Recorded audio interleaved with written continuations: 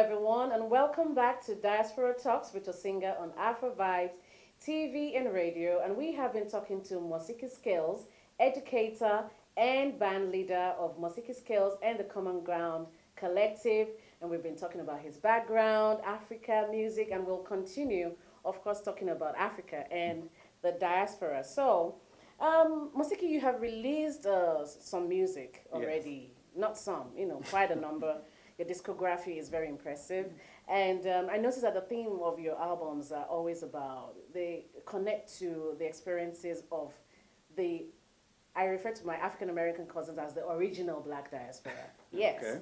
because they are the ones, forcefully taken out of Africa. Sure. And, with titles like Freedom Flight, Passage, The Waters Brought Us, and I have this one, West Africa, Drums and Shadows. Tell us why you're so connected to this. Interesting. Yes.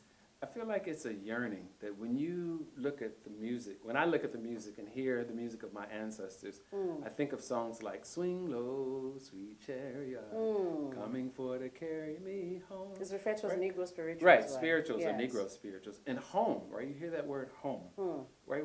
So, of course, early on, they're describing home as being Africa as they were forcibly removed. Yes. And through the influence of the spirituals and Christianity, home becomes heaven or the ancestral land. Yes. And then over time, you see this theme over and over with Sun Ra in the 1950s, and his jazz band said he wanted to take black people back to an intergalactic Egypt. Right? He called himself Sun Ra. He was born Sonny Blount, called himself Sun Ra, and he thought that his band would provide us with such a transcendental experience that we would go to this intergalactic Egypt.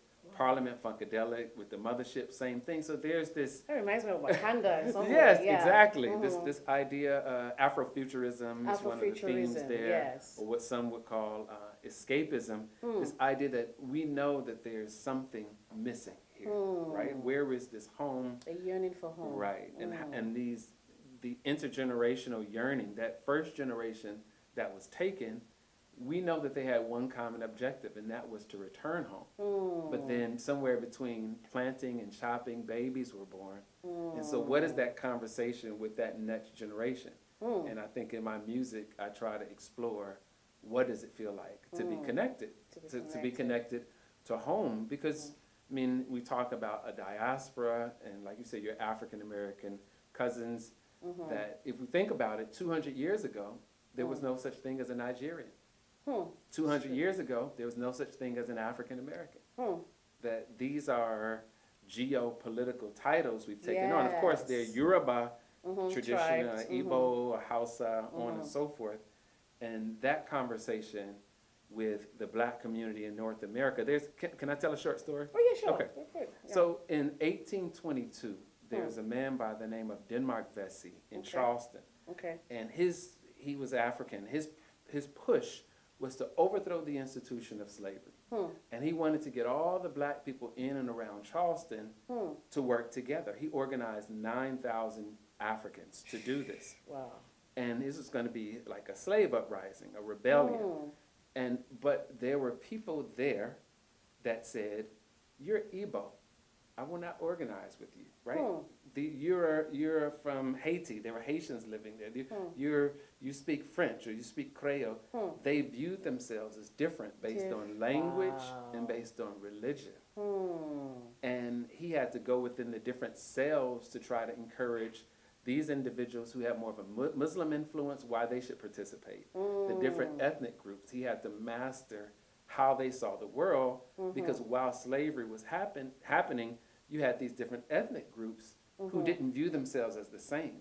And as time progressed, the origin story of African Americans is that we begin to identify based on blackness and shared language. Shared language, more so how we talk when we talk that talk. Ebonics. Exactly, Ebonics, or what scholars call AAVE, African American Vernacular English, which is a relative to Haitian Creole, which is a relative to Patois, which is a relative to Pidgin, and we're full circle.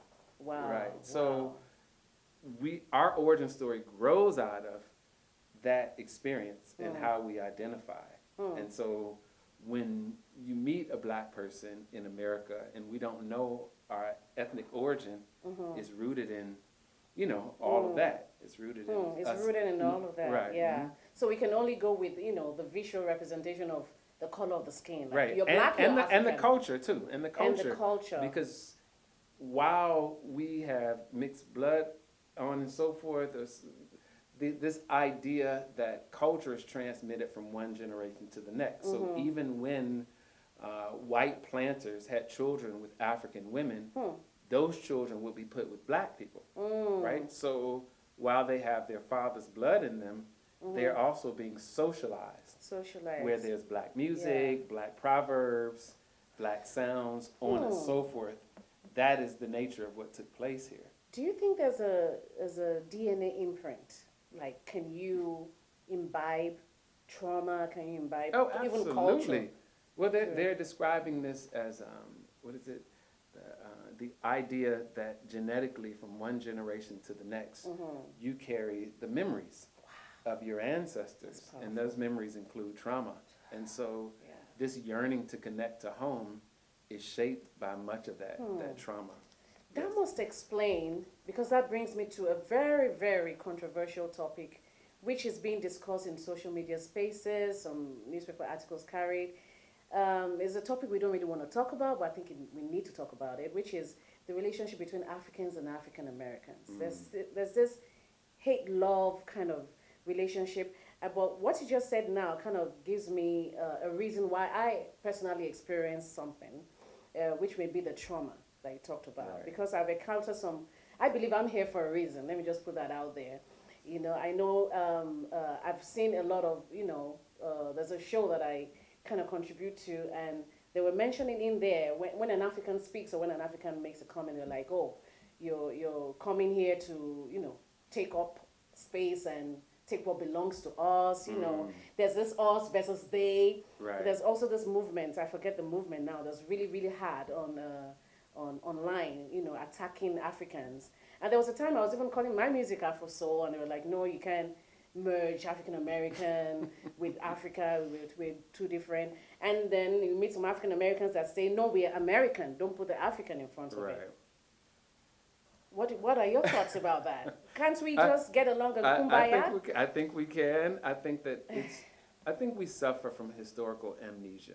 That I think that our recent ancestors had this already figured out to a large degree, that so many institutions in previous years embraced this notion that Africans of the diaspora were African. When Marcus Garvey said Africa for the Africans, he's from Jamaica, right? Who ends up in Harlem, and he's speaking about African people worldwide. That look, if we make just one choice, that's what one of my mentors said, one of my elders stated, that if we made one choice just together at the same time that was strategic, we could change the world. We can change the world. And I think that psychological trauma sits behind a lot of these type of choices. One year, I was teaching in the Atlanta University Center, and some of the Lost Boys from Sudan came as students.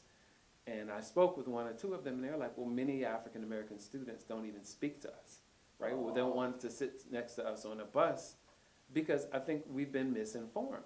And so I think we owe it to each other to have a more compassionate and patient dialogue. Both sides. Right, yes. both sides, in that when African Americans say things like, well, you're taking my jobs, on and so forth, I think that the thing I would like for all parties to be sensitive to is that for Africans or black people, Africans of the Caribbean, to come to America, to North America, and we go here, we're going to eat in this place, we're going to go to this university.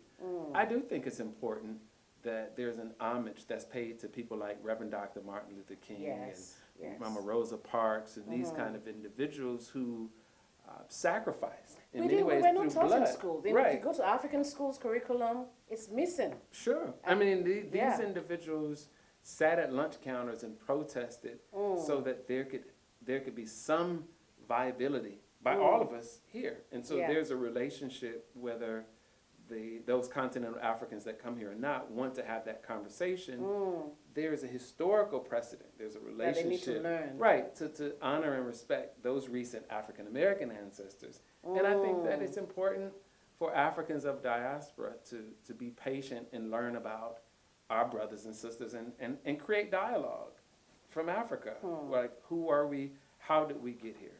That we are all born into music that's already being played.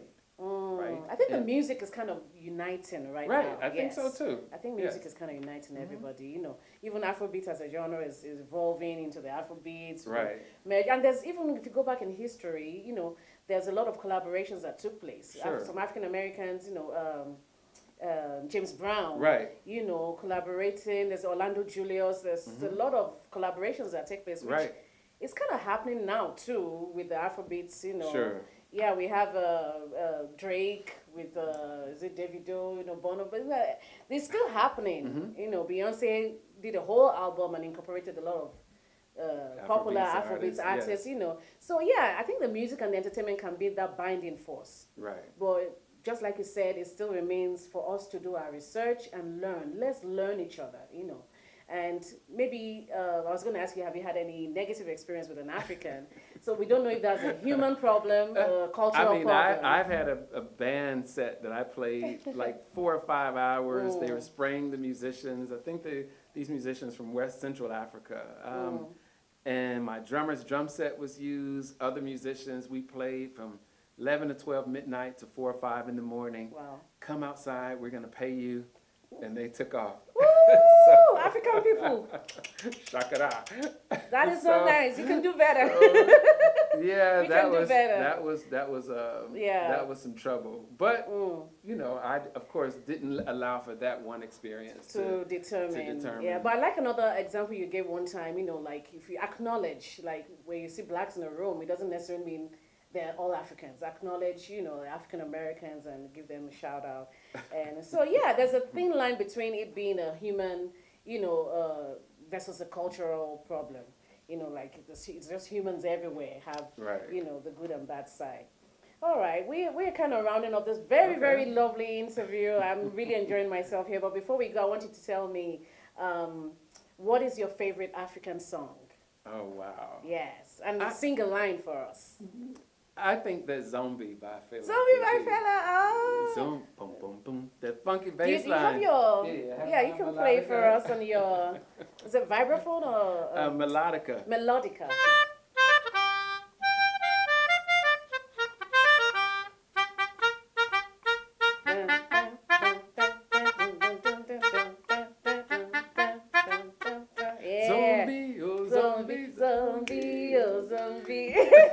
We can't talk about African music without talking about Fela. So yeah, so that's your favorite. That's probably my favorite. The bass line is funky. The horns come in so strong. It feels like if you're not moving when that tune gets going, you must be a zombie. You must be. That is so funny. You must be dead, but you can't be a wallflower. You can't be a wallflower with Zombie. That's awesome. Zombie That's awesome. It's such a strong beat. The rhythm so steady. Yes. Horns come in, and then the break. Yeah, nice.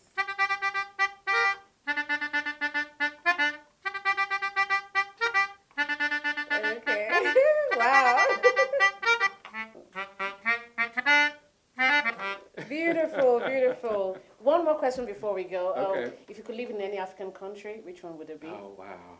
I think you already know. I'm likely Ghana, biased to Ghana. You're biased. Nigeria, you have to visit Nigeria. I'm coming. Nigeria is the giant of Africa. Okay. Respect. Let's go, Nigeria. Thank you so much, Professor Mausiki Scales. This is the funkiest professor ever lived. I'm so glad you came on the show. Thank you for sharing your knowledge, your story, your journey with us. Is there anywhere we can find you online? Absolutely. MausikiScales.com. That's MAUSIKI Scales, like in music scales, SCALES.com.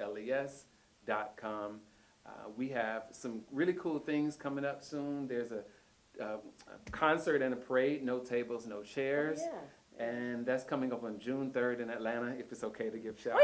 Yeah. Atlanta people are watching, so come out. And so there's a concert, there's a parade. We're doing this. I've been to one of those, yeah. And it's a collaborative effort. So it's Yes. going to be just a family fun day. All info will be on Yep. mausikskills.com, and he also has albums out. Check them out. Thank you so Thank much you so once much, again. Tosinger.